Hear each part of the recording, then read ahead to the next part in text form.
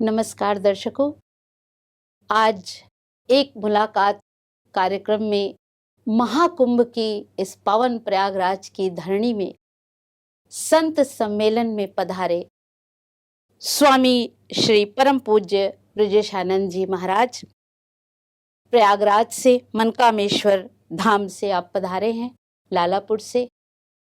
एक मुलाकात कार्यक्रम में स्वामी जी आपका बहुत बहुत बहुत स्वागत है, अभिनंदन है। बहुत बहुत धन्यवाद।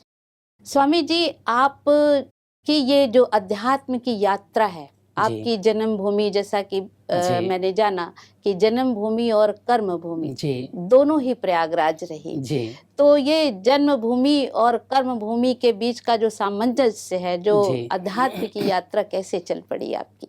अचानक हृदय में एक उद्गार जागा जब मैं ग्रेजुएशन कर रहा था। ये 2006 की बात है, बीए फाइनल ईयर था जी। इतनी बड़ी श्रद्धा और भावना हमारे कुल में रही धर्म के प्रति। मेरे बाबा जी कहा करते थे, पंडित गोपाल दास त्रिपाठी, धर्मो रक्षति रक्षिता जी। अगर हम अपने धर्म की रक्षा करेंगे तो धर्म भी हमारी रक्षा करेगा। मेरे बाबा जी कहा करते थे।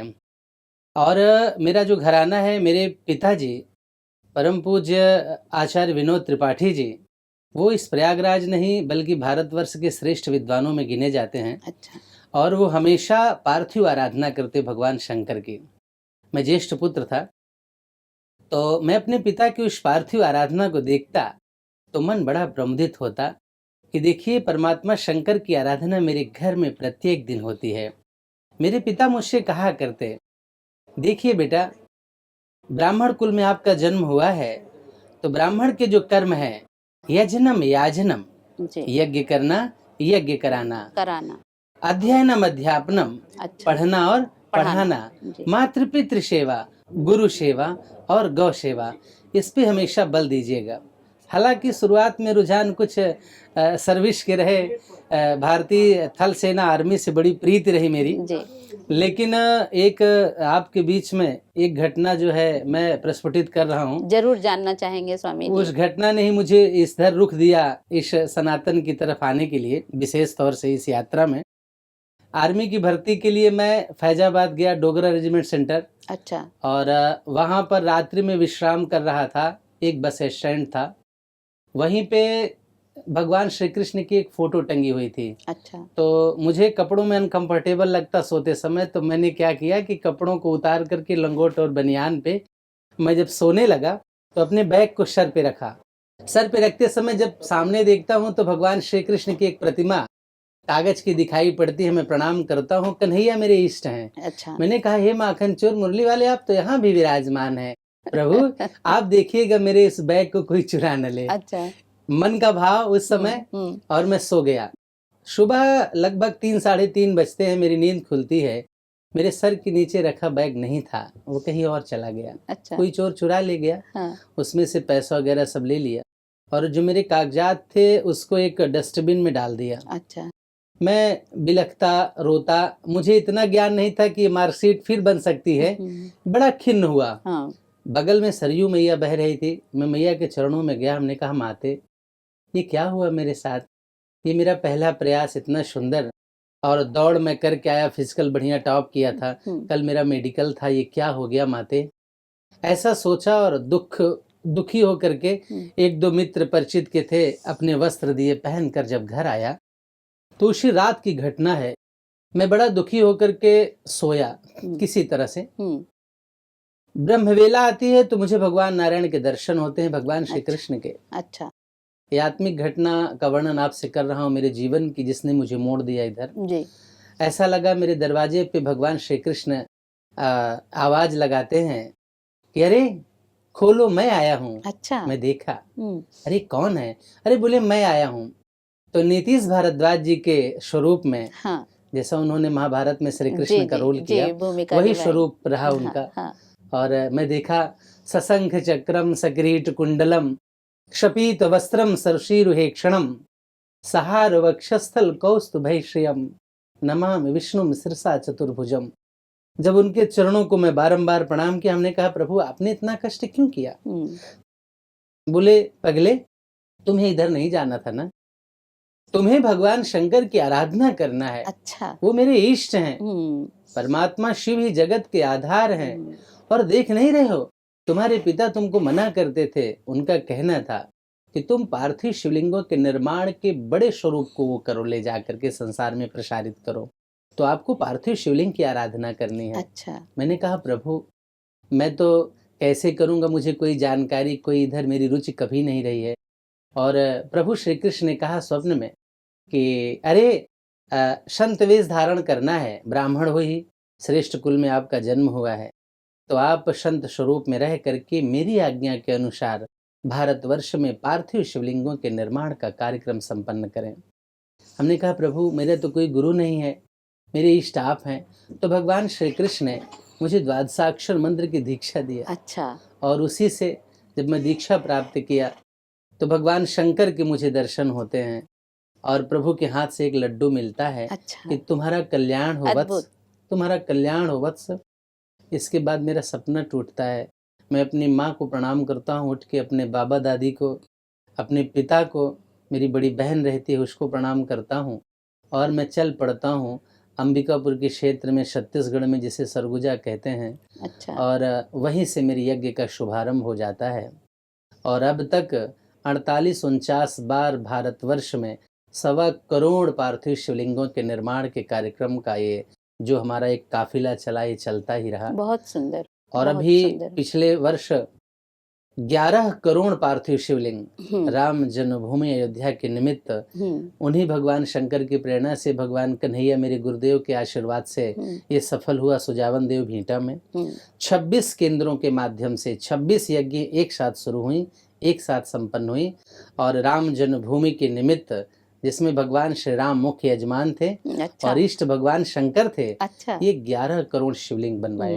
ये आपको बता देना चाहूंगा कि 19 में 2019 में मुझे जो है एक आभास हुआ। मैं इसी संगम तट पे आया, संगम नोच पे, और अचानक मैंने एक संकल्प लिया, अरे दिशाओं, अरे विदिशाओं, आज तक परमात्मा राम का मंदिर क्यों नहीं बना और निर्णय रामलला का पक्ष में क्यों नहीं आया। मैं ऐसा महसूस कर रहा हूँ कि लगता है इस निमित्त कभी पार्थिव आराधना नहीं हुई। अच्छा। क्योंकि परमात्मा से प्रेरणा जगी मेरे उर में, मेरे हृदय में, और एक भाव आया कि भगवान श्री राम लंका पार जाने से पहले पार्थिव शिवलिंग की आराधना किए थे। मानस में बाबा ने कहा, लिंग थाप विधिवत करी पूजा, शिव समान प्रिमोह न दूजा। तो भगवान राम का ये मंदिर लगता है, इसका डिसीजन इसलिए नहीं आ रहा है कि लगता है पार्थिव आराधना भी नहीं हुई है बड़े स्तर की। तो मैंने संकल्प लिया कि 9 नवंबर से 9 दिसंबर तक, अच्छा, ये 2019 का ये है मेरा संकल्प, एक मास 31 दिन का, 9 नवंबर से 9 दिसंबर तक मैं 11 करोड़ पार्थिव शिवलिंग संगम तट पे बनाऊंगा, और जिससे भगवान का मंदिर जल्द बन जाएगा और न कोई हिंसा होगी। ध्यान देंगे, ये भी मेरा संकल्प था कि कोई बनने में कोई हिंसा न हो। अब तक जो हुआ हुआ, ये सब विचार किया, मैंने तैयारियां शुरू की प्रयागराज में, मेरा प्रचार प्रसार हुआ, होल्डिंग बैनर बोर्ड बने। और जैसे 9 नवंबर आया, धन्य हो भोलेनाथ, धन्य हो मर्यादा पुरुषोत्तम परमात्मा श्री राम, जैसे वो दिन आया, मैं बैठा था संगम तट पे अपनी कलश यात्रा का शुभारंभ करने के लिए। दिन के 11 बजे थे और उसी समय कलेक्टर साहब हमारे थे भानुचंद्र गोस्वामी जी, उनके द्वारा मुझे मैसेज आता है कि गुरुदेव को बधाई हो, परमात्मा श्री राम का वो रिजल्ट राम जन्मभूमि का अभी 10 मिनट पहले रंजन गोगोई साहब ने फैसला सुना दिया। बात है। ये प्रभु का स्थान है, प्रभु को प्रदान किया गया। बात है, क्या बात है। मेरी आंखों में सिर्फ आंसू थे भाव के कि फैसला 9 नवंबर को ही क्यों पहले आ जाता। तो अगर आप सच्ची श्रद्धा और भाव से कोई अनुष्ठान का संकल्प जिस दिन लें और उसी दिन उसकी सफलता आपको मिल जाए, तो निश्चित तौर से परमात्मा का साक्षात्कार हो गया। मेरी परमात्मा ने सुन ली और मेरे राम जन्मभूमि का फैसला मेरे अनुष्ठान के पहले ही दिन आया। फिर कलेक्टर साहब का आदेश हुआ कि गुरुवर ऐसा है कि धारा 144 लग गई है पूरे भारत में, तो इतना बड़ा अनुष्ठान हम नहीं कर सकते, अलाउ नहीं है, क्योंकि आपके अनुष्ठान में 8-10 हजार की भीड़ पड़े रहेगी। और धारा 144 में 150 लोग एक साथ इकट्ठे नहीं हो सकते। तो क्षमा चाहता हूँ प्रभु, इसको राम जन्मभूमि बनने से पूर्व आप कर लीजिएगा। अच्छा। तो वही अनुष्ठान अभी भीटा में सुजावन महादेव पे मैं कहूँगा कि 23 में उसको हमने संपन्न किया। 26 केंद्रों के माध्यम से 11 करोड़ पार्थिव शिवलिंगों का निर्माण पूरा हुआ। और अभी 2 महीने पहले 15 नवंबर से 15 दिसंबर तक मेजा में बाबा महाराज पे हमने 12 करोड़ पार्थिव शिवलिंगों की स्थापना किया, जो भारत के इस कलयुग के इतिहास में भी पहली बार है।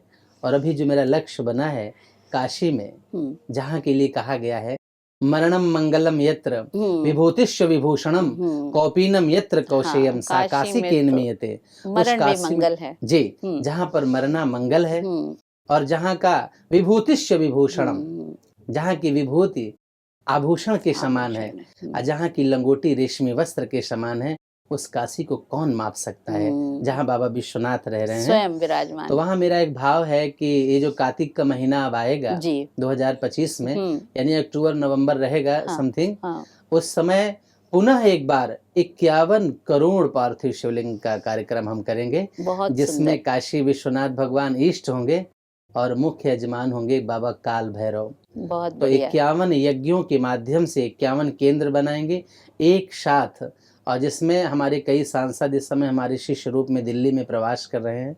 उनके माध्यम से माननीय प्रधानमंत्री जी श्री नरेंद्र दामोदर दास मोदी जी और योगी जी, जो एक श्रेष्ठ महात्मा भी हैं और हमारे उत्तर प्रदेश के मुख्यमंत्री हैं, उनसे भी निवेदन करेंगे कि वो भी उस कार्यक्रम में आएँ।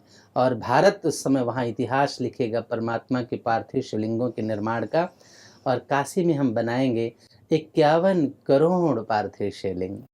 स्वामी जी, अद्भुत कार्य आप करने जा रहे हैं, उसके लिए प्रजापिता ब्रह्मा कुमारी ईश्वरी विश्वविद्यालय की ओर से आपको बहुत बहुत कोटि कोटि शुभकामनाएं हैं। आपका कार्य पूर्ण हो। अभी आप जैसे संत सम्मेलन में आपका उद्बोधन हुआ जी, और विषय था कि आध्यात्मिक जो धारा है इसका महत्व क्या है, इसका योगदान क्या है। तो इसमें जो आप एक अपनी यात्रा चला रहे हैं कि शिवमय हो जाए, जी, चराचर जगत शिवमय, और ये आध्यात्म की जो धारा है, इन दोनों के बीच का सामंजस्य किस तरह से आप देख पा रहे हैं इसको? देखिए, प्रजापिता ब्रह्म कुमारी का जो एक भाव जगह है, पूज्य दीदी मनोरमा जी से जिस दिन से मेरी मुलाकात हुई, और आपको बताना चाहूँगा कि मैं दीदी को अपनी सगी बड़ी बहन मानता हूँ। जब दीदी के पास मैं जाता हूँ तो पता नहीं क्यों मेरे श्रद्धा से मेरे आंखों में आंसू आ जाते हैं कि मैं अपनी बड़ी दीदी के अब गोद में हूँ, मुझे किसी बात की कभी कोई दिक्कत नहीं रहेगी। दीदी का ऐसे प्यार भी मिलता है। तो यही विगत जब हम 23 में कार्यक्रम कर रहे थे राम जन्मभूमि के निमित्त 11 करोड़ पार्थिव शिवलिंग का, तभी दीदी से मेरी मुलाकात हुई सुरेश भाई साहब के माध्यम से। अच्छा। और दीदी का इतना प्यार मुझे मिला। और आपका जो आध्यात्मिकता का पुट है प्रजापिता ब्रह्म कुमारी का, इससे मैं बड़ा प्रभावित हुआ। और चूंकि ये भी भगवान शंकर की ही और शक्ति की ही किसी न किसी रूप में आराधना करते हैं, लोगों में जन जागरण का कार्यक्रम स्थापित करते हैं और स्वयं को हम पहचाने। आपके इस सिस्टम में मैंने ये देखा कि मैं कौन हूँ, मैं कहाँ आया हूँ और किस लिए आया हूँ, यह भाव मिलता है विशेष तौर से। ये आत्म तत्व का विश्लेषण करता है आपका ये संस्थान, और भारतवर्ष नहीं पूरे विश्व में एक अलौकिक धर्म का जागरण ये संस्था कर रही है। निश्चित तौर से जो भी बहनें इसमें तल्लीन रह करके परमात्मा के इस कार्यक्रम को गति दे रही हैं, सब में भक्ति भाव को समर्पित कर रही हैं, तो मेरे में और आप में कोई अंतर नहीं है। रास्ता तो वही है, लमसम थोड़ा बहुत कहीं बदलाव हुआ है, लेकिन मंजिल वहीं तक है, वो परमात्मा शंकर के चरणों में, आदिशक्ति शिव और शिवा के चरणों में ही है। तो निश्चित तौर से दोनों का भाव और दोनों की श्रद्धा, दोनों का विश्वास, दोनों का जागरण धर्म के परिप्रेक्ष्य में वैसा ही दिख पड़ता है। स्वामी ब्रजेशानंद जी महाराज, आप अपना अमूल्य समय लेकर के हमारे एक मुलाकात कार्यक्रम में पधारे और आपने अपने उद्गार व्यक्त किए, अपनी यात्रा से दर्शकों को रूबरू कराया। अद्भुत यात्रा है आपकी और आगे अनवरत आपकी यात्रा ये चलती रहे, इसके लिए बहुत बहुत शुभकामनाएं, बहुत बहुत आभार। बहुत बहुत धन्यवाद बहन जी। ओम शांति, हर हर महादेव। तो दर्शकों, अभी आपने देखा स्वामी परम पूज्य श्री ब्रजेशानंद जी महाराज हमारे बीच में एक मुलाकात कार्यक्रम में इन्होंने अपनी जो यात्रा है, अद्भुत यात्रा है कि कहाँ वो देश सेवा के पथ पर निकले थे और कहाँ उनको श्री कृष्ण की एक चित्र के माध्यम से इस भावभूमि का बोध हुआ कि वो उसके लिए नहीं बने हैं, वो अध्यात्म के लिए बने हैं और उनकी यात्रा वहाँ से शुरू होती है। सच है कि न जाने कौन सा पल और न जाने कौन से शब्द किसके कानों में पड़ जाएं, कौन सा पल आपके सामने विचार बनकर प्रकट हो जाए और आपके जीवन की धारा बदल जाए। दर्शकों, बने रहिए एक मुलाकात कार्यक्रम में, फिर आपकी मुलाकात कराएंगे एक ऐसी ही और हस्ती से। तब तक के लिए धन्यवाद।